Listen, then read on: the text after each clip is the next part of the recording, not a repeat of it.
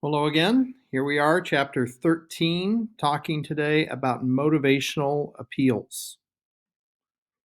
So, when we talk about motivational appeals, we're talking about these external inducements that usually may be focused in the emotional aspects of us and seemingly not as much in the rational side. But they're trying to get us to take some course of action. And they break them into two types: intrinsic motivation or internal motivation, and extrinsic motivation. Where is the motivation, the stimulus coming from for us to do what we're going to do? Is it going to come from the inside or from the external outside of things? And they spend some time connecting motivational appeal with elaboration likelihood model, because they say quite often the motivating factors happen in the peripheral realm, but they acknowledge they can also happen in both, even at the same time, that they can coexist. And they talk about emotional marketing, and we all know very well about emotional marketing. Quite often in the Super Bowl, there will be humorous ads, but then there will always be a highly emotional ad trying to get to our emotional side, and even emotional marketing to help us to use love and passion and fear and anger, patriotism to stimulate us to do something. And they also mention the idea of attachment marketing, where consumers develop emotional ties to brands. And so, a question for you is, do you have any brands that you are emotionally tied to? Now, I drive a Ford car. Uh, my wife drives a Honda. We like those, but I wouldn't say there's any emotional attachment to them. They work, and we'd probably buy them again, but that's about it. But when it comes to emotional branding, I have to admit there are a few brands that I really like when I thought about this. And here's four of them. Acme pens, if you've seen me use that alphabet pen that has the alphabet on it, that's an Acme pen. I really like the pens, and I would buy another one. Not necessarily that it writes better, but because I just really like the brand and the way it's made. And I feel good when I have it. Apple products, I have an iPhone, an iPad, a MacBook. I don't think I would buy a PC ever again. Maybe I will, but I doubt it. And I just like the way the products are made, but there's just a kind of a fun feeling of owning Apple, I think. It's more of a feeling of a brand, where a PC is just, it doesn't really matter. LL Bean is my favorite clothing company. They're back in Maine. I have my rain shoes that I buy there. I have several jackets and sweaters and jeans. In fact, I think about most of my clothes are actually LL Bean. If you For rain gear, I see students in California when it rains, they're wearing flip flops.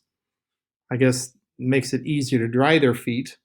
But I buy these rain boots and what are called duck shoes that are rubber, and they keep my feet dry. So I'm gonna go that. And then Ren Spooner is the brand of shirt I prefer. It's Hawaiian shirts, and while I can't afford the real thing, I was noticing today they're $103 for a new Ren Spooner shirt, but I can get them for $40, $50 from eBay, and they got a couple of miles on them, but works out pretty well. But those are all brands that I have an emotional attachment to. I like the brand, not just because it's a good product, but because of the whatever emotional. I don't know how it happened, but it did. So anyway, logical versus emotional appeals.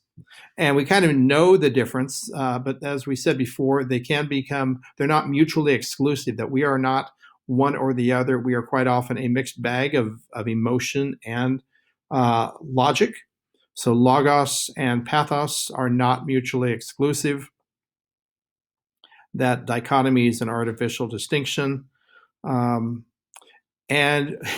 they make the comment here, emotional versus rational. And that, of course, when we're thinking of something or deduce something or analyzing something, our thinking is always rational and the other person is always emotional. as a kind of a one is better than the other, one is superior. Now, I will admit I tend to think that way as well, that reasoning or conclusions based on how one feels is, I don't think, as effective or productive or lasting. In fact, Judge Judy will often say, when people say, well, I feel that I should get my money back, and she will basically say, I don't care how you feel. And so she is certainly that side of things. And then politically, conservatives think liberals are irrational, but it's also the other way around. If somebody who disagrees with us, they are not being logical. And that may be true, but not necessarily. Sometimes people have a purely logical point of view from a different perspective, and we disagree because we disagree, not because one is logical and one is not. So, a type of appeal, fear appeals, and fear is based on our fear of what might happen. And the appeal approach is trying to, for lack of a better term, take advantage of that fear that we have and try to uh, manipulate us or move us into a position of their preference based on using our fears, I guess, kind of using them against us. That doesn't have to be a negative thing, but it certainly can be a motivating factor. And the textbook comments that fear appeals work. They absolutely work. But to help us get a deeper understanding, they provide two different models of how fear appeals work and work in our minds. So let's talk about each of those. And they're a little bit convoluted, so I tried to break it down. So let's see if we can help them to make sense for us all. So the first one is called a stage model of fear appeals. And so when one hears a fear arousing message, for example, if you, these days, certainly fear is a fear factor. I actually used to like that show. Fear factor is there in terms of the COVID-19 virus. Is it safe to go to the store? Should I stay home? My best friend Bob isn't eating any fast food these days. I'm not sure if he's fear of the person who delivers it or fear of how it's made, but he said he's not eating any fast food. He loves Arby's, and they're having a 5 sandwiches for like $10 or something. And he said he won't even eat that. But anyway, so it does work. But the most specific one I could think of is going out. Should you stay home all the time? And is it okay to go to this? I went to Vaughn's this morning, but is that safe or not safe? Even if you're wearing the face mask and practicing social distancing, is it safe? And so anyway, so keeping that in mind, when one hears a fear-arousing message, don't go to the store, stay home. We then go into the first step, which is threat appraisal, where we are appraising or assessing or evaluating on 2 levels: the perceived severity of the threat and the perceived vulnerability. In other words, how big of a threat is it out there really? And then how vulnerable am I individually, personally, to that danger? And they put it on kind of a grid of severity of threat, low, high, vulnerability to the threat, low, high. And with those 4 combinations, we act in different ways. When the severity of the threat is low and the vulnerability to the threat is low, and this is, for example, when the coronavirus was only in China, and we kind of looked at, that I remember those first days of church of, oh, don't shake hands, and people were kind of joking about it of, oh, it doesn't matter, it's not really going to happen, so they might practice a fist bump or an elbow bump, but they were not taking it seriously at all. So severity of threat was low, vulnerability to the threat they felt was low, and so they used peripheral processing to deal with it, heuristic processing, kind of thinking on the more on unrelated or insignificant issues, and they were still making sure that their accuracy motivation, they want to make sure they had the right information and the right perspective and understanding, but it wasn't seen as a threat either way. Then also the two uh, high threat, low vulnerability, and low threat, high vulnerability are both, again, some rational processing, some central processing, and trying to make sure that they get the information correct and interpreting things correctly. But it is only in that final high risk, high vulnerability when both are high, the defense motivation kicks in, and coping appraisal is specific strategy. What am I going to do to avoid this? How am I going to think it through? Defense motivation. That's very different from the accuracy, just right information. This one is, I'm scared. What can I do to avoid bad things happening to me? Oh, I see a little bit off on my margins there. The other type is extended parallel process model of fear appeals. Now, notice there are some similarities in the two. There's kind of this evaluating, deducing, and then making decisions. And this one kind of looks at three levels. First of all, if we don't see a threat or we don't think it's going to affect us, then we just ignore it. We don't worry about it at all. It's not going to affect me. But if there is a perceived danger or threat, then we start thinking in terms of avoidance strategies of how can I avoid this happening to me. Before, first level, no threat, not even really consideration of what do I need to do. It's just not going to affect me. Now we are at this level of what do I need to do to avoid it? And it says, well, there's kind of two approaches. One is use danger control, that we are going to come up with effective, constructive coping strategies to avoid the threat. So, for example, right now when it comes to going to the store, I often go in the mornings, maybe because there's probably going to be less people there. I wear my mask. I definitely practice the social distancing. And so with those strategies in place, I feel I'm in pretty good shape. And then I also use the disinfectant on my hands when I come out of the store. I didn't today, though. But then when it can also go the other way, that instead of being productive thinking, that we fixate on the danger or the threat. We're not fixated on the solution and the plan. We're now just focusing on the danger. And the use of the danger control is better in that it focuses on a response efficacy. What steps am I going to take to avoid the problem? And self-efficacy. Am I able to carry out those necessary steps? So if I can come up with an elaborate plan, but if I'm not going to do it or it's not going to work for me, that doesn't do me any good. And they talked about the person who's going to be forced to be sleeping outdoors to avoid, I guess, what was it, mosquitoes or viruses carried by mosquitoes. And if they're going to be sleeping outside, they're not going to be able to really control what's probably going to bite them. So self-efficacy is really not in their favor. So are these? So just a first thought, and then there's a second thought to follow up. First of all, is using fear appeals by the government to keep us home, or by product makers to encourage us to buy their products.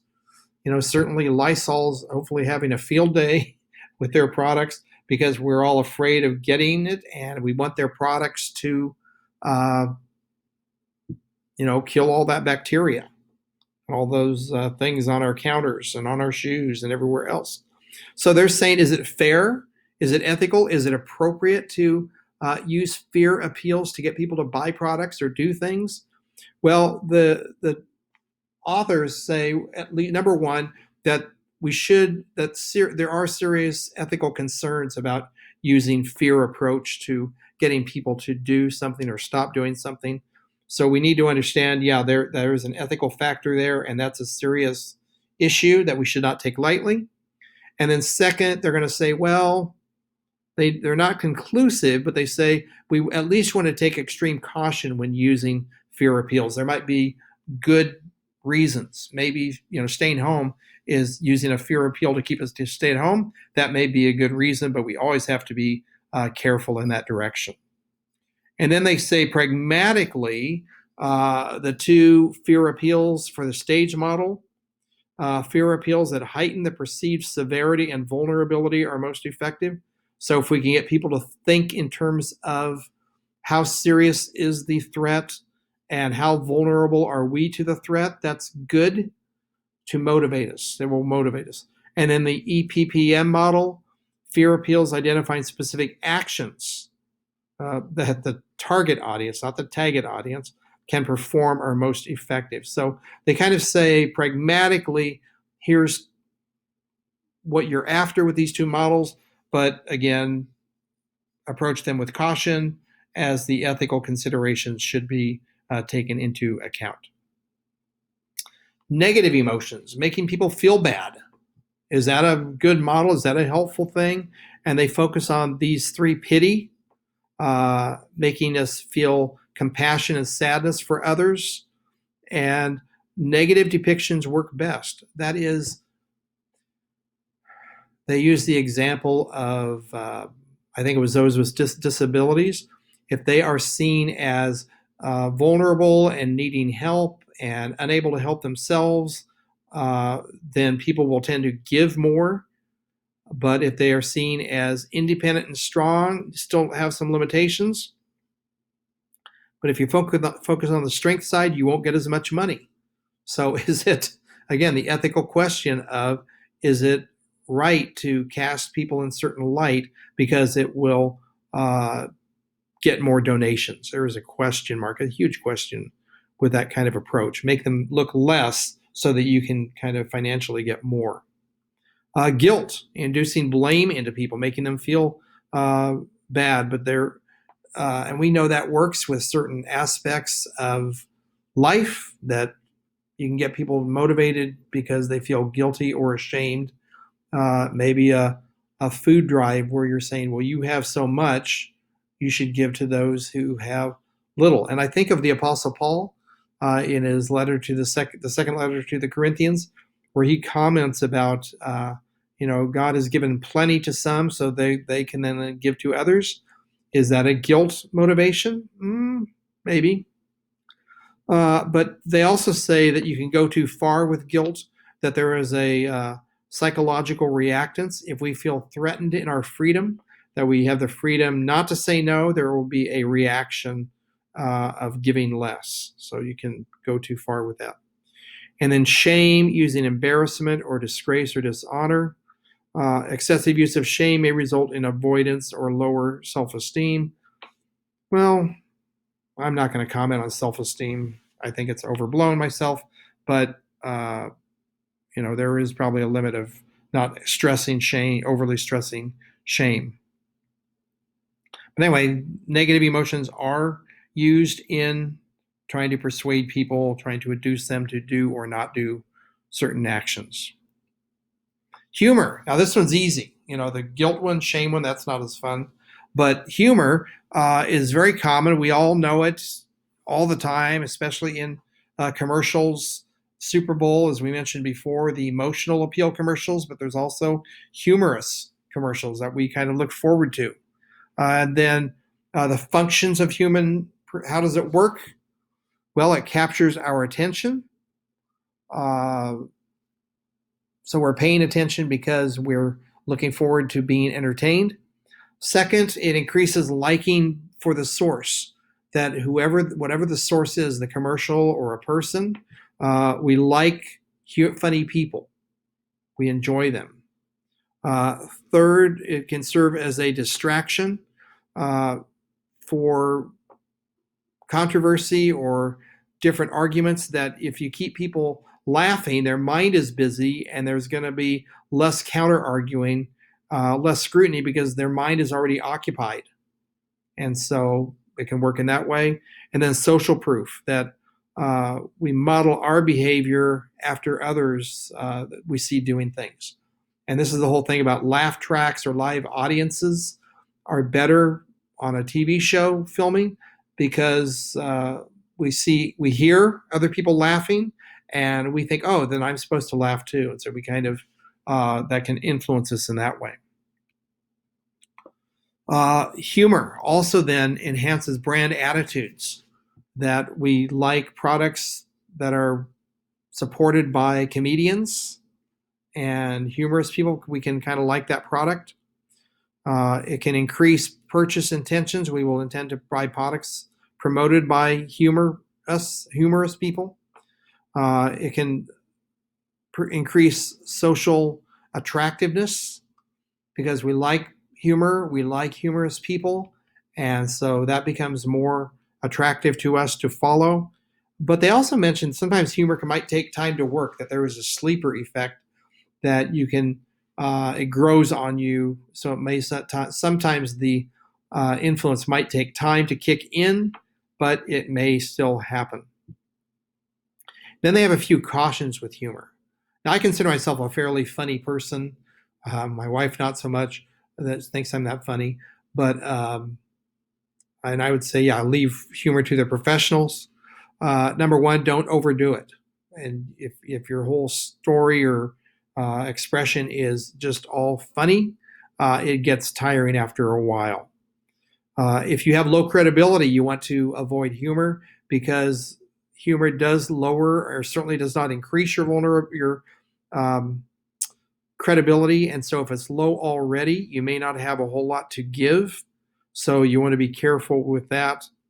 Uh, and they say it lacking in gravitas, but they also commented in the textbook that if you're having some humor during a presentation, then you probably want to be more serious as you come to the end. And I think what they're saying is, don't leave them laughing. Leave them with, make them laugh during the presentation, but leave them with something significant and not necessarily just laughter. And then certainly, not only in a Christian context, but they're saying from a general view, avoid inappropriate humor. It's not, you're going to, maybe some people will laugh at inappropriate humor, but you may end up losing more than you gain in the process. So, patriotic appeals.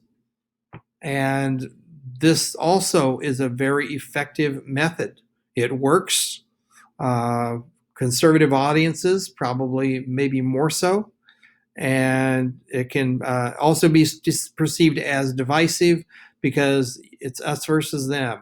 Whether I'll use the terms liberal and conservative politically, but there certainly is a divide there, and you are just encouraging that through the use of politics and flag waving. Um, and they also comment that over time, this impact might be wavering. I don't see that happening yet. I'm not sure what they are measuring, but they're saying that it's not as powerful as it used to be. That may be true, but I haven't seen that myself. And they also say, though, if people feel like you are taking advantage of patriotism, wrapping yourself in a flag, waving a flag just to make a buck, that does not go over well when people try to start to perceive that. Even if it's true or not, if they perceive that, it may not work as well for you. Okay, well, here we go into PG-13 territory, sex appeals. We've all seen it on television, in commercials, in advertising, and everywhere else. And the fact is, sex sells, and that's just the reality of it. They say it's by associative strategy that when we watch these commercials, the way it works is, if I buy that product, if I go to this place, if I do this thing, then I feel sexy. And that's not a quote, that's just a third party comment. Or sexy people are attracted to me. And so either one of those are good for the self-esteem, I guess. Then they have a list of products, Abercrombie and Fitch, American Apparel. I think some of these might be more dated. For example, Carl's Jr., they did have a commercials, but this was years ago, where Paris Hilton was washing a car, and it had nothing to do with hamburgers. But it created a lot of stir. Conservative Christian groups wanted to boycott Carl's Jr. for these commercials. Um, so it might be a little bit dated. But anyway, Old Spice, PETA, they've done some commercials where I think joining up with Penthouse, and they would something about I wouldn't wear anything. I'd rather wear nothing at all than wear fur. But anyway, that's old. I think that's dated also. A few things that they comment: sexual imagery can go too far. Yeah.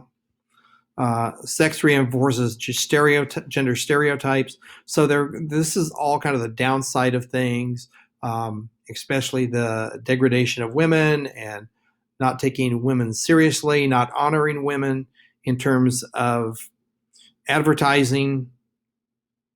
And what I thought was the most ironic thing that while sex sells and sex works, they also point out that sex doesn't sell better than other types of appeals. So I don't know if anybody's going to take that comment seriously in terms of to stop them, do if everything's equal, then do something else that's maybe a little bit more ethically non-questionable. But I doubt that's going to happen. Warmth appeals. Well, again, back on safe territory. Warmth is a common advertising strategy. I'm going to take a drink here. Hang on. Warmth, this is descriptions of things as being friendly, folksy, good feelings related. And again, this is an associative strategy that when we see those products and use those products, or at least see them to buy them, we feel warm. They make us feel good using those products with that little fuzzy Snuggle Bear, or whatever his name is. And they have a list of the product examples. Walmart greeter. I don't know if that does anything for me. Olive Garden, that I think is going to go bankrupt. So when you're here, your family, it's going to be a breakup of the family, I think. Snuggle Bear and State Farm, like a good neighbor. I don't.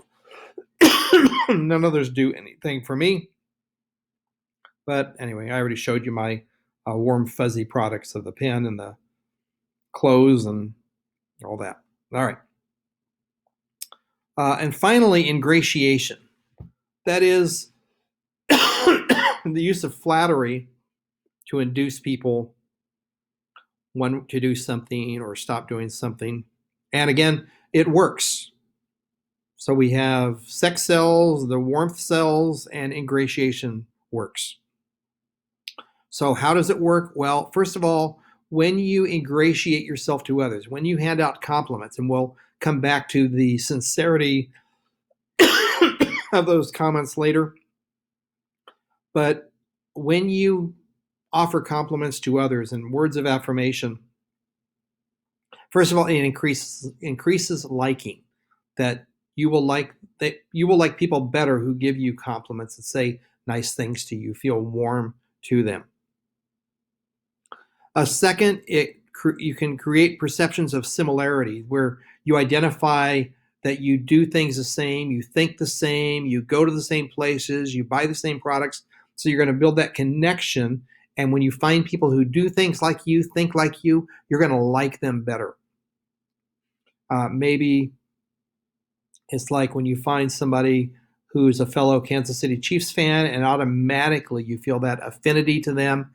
And how many car salespeople try to relate in some way, try to figure out some connection where they have similar thinking, background, experiences with potential car buyers. And then social labeling. If somebody says you are X or you are Y, if it's a positive trait, then you're going to start behaving promoting that same trait. If somebody calls you honest, then you're going to consciously or unconsciously, you're going to try to live up to that status. Well, they said I'm honest. I kind of think I am, but I'm just going to make sure I'm honest now. And probably you will, if you count the number of honest opportunities to be honest, you will probably have more of them because somebody mentioned to you that they see you as an honest person. Okay, so methods or forms of ingratiatory behavior is what they call other enhancement, where you say to somebody something positive, and boy, have you lost weight is always a good one, as opposed to, wow, you look like you've gained weight. So that's not going to ingratiate anybody to you by just saying that. They also mention a side step on that is a third party. Oh, Frank was just telling me the other day how you look great these days with all the weight that you've lost.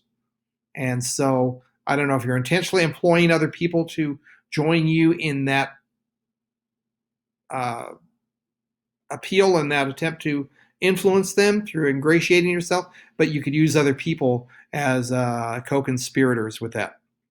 Opinion conformity, where I couldn't have said it better myself. You're kind of affirming that you kind of think the same way.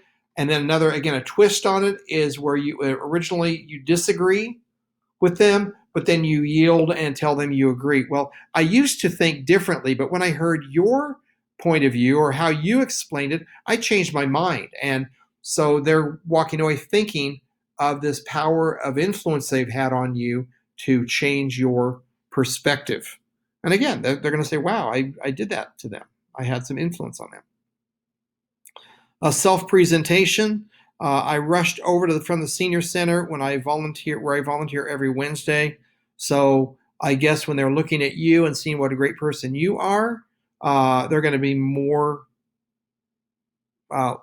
warmer to you, closer to you. And then just simply doing people favors. I bought donuts for everybody, and so they will look at you as somebody who's a nice person, and maybe they owe you something because you bought the donuts for the office. Now just a couple of general comments here. Some people are more highly skilled at disguising their motivation when they are using these ingratiating appeals. And we kind of know that some people are just slicker than others. Whether they're genuine or not, that's a whole other question. But some people are just better at hiding it. And I think I'm pretty good at spotting disguising motivations. In fact, let me tell you an example.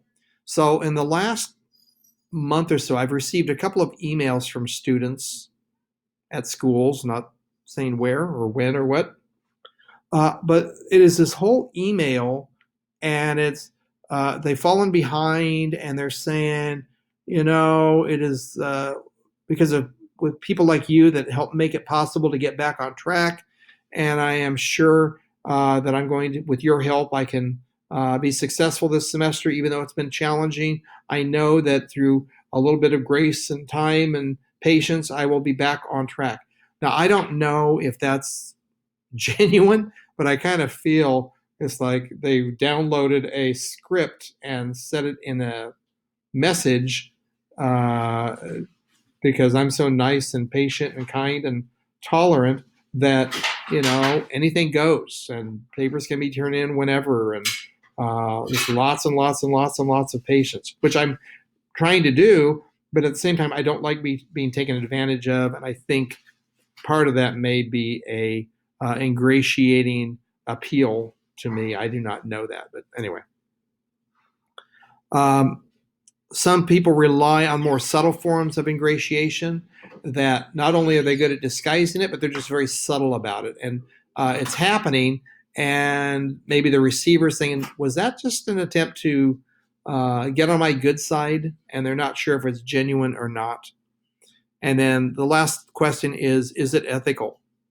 And the textbook points out, well, ingratiation, if it is a genuine compliment, if it's from the heart, if it's truthful and not just trying to manipulate someone, then that's fine. That's a win-win. You got something good out of it, and you're telling the person you appreciate what you got, then that's fair game. Okay, and then the final portion of the chapter talks about combining appeals. that you can combine both punishment and a reward. If you don't help me, this will be your punishment. If you do help me, this will be your reward. Use of humor and fear. And certainly in the coronavirus scare, there are still attempts at humor, which kind of soften the fear and the blow a little bit. And then guilt and pity, that you might feel bad about something, but also others can you can take um, pity on people, and because we don't always, and certainly we know that with God, we don't get what we deserve, which is good, and so anyway, so you can combine the two, and they're saying that the positive is if you combine the two appeals in one attempt to persuade, then if one appeal appeal, I can see I miswrote that. If one appeal basically is ineffective, then the other one still may work. So you kind of got two bites at the apple there. So you combine it. If one doesn't get their attention or impact them, then the other one might. But at the same time, it could backfire and they could be seen as contradictory. People don't know which way to interpret it and understand you, and they cancel each other out, so they don't know what to do with that. Okay, so that was kind of a fun chapter on just different appeal methods that we use, and we probably use them all the time, and maybe you spotted some in there that you have used and used regularly. You just didn't have a name for it, but now you've got some names to put with those motivational appeals. All right, that's it. Until next time. Thanks.